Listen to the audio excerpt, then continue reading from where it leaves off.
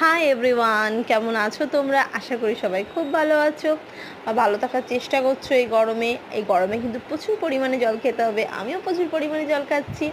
আর ঠান্ডা ঠান্ডা জিনিস খেতে হবে যাতে শরীরটা ঠান্ডা থাকে।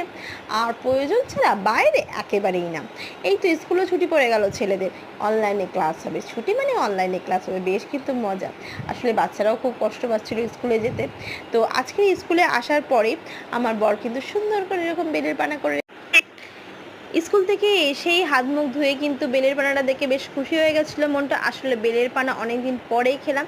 আর এই বেলটা অনেক বড় নিয়ে এসেছিলো। এটা আমি নীলষষ্ঠীর দিনকে আমার শিবশম্ভুকে দিয়েছিলাম, সেই বেলটাই ছিল। আর সেই বেলটাই আমার বর আজকে সুন্দরভাবে সকালে উঠে বেলের পানা করে রেখে দিয়েছে।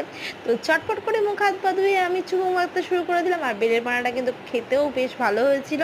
সো আজকের এই ভিডিওটা ভালো লাগলে অবশ্যই লাইক করো বন্ধুরা। টাটা।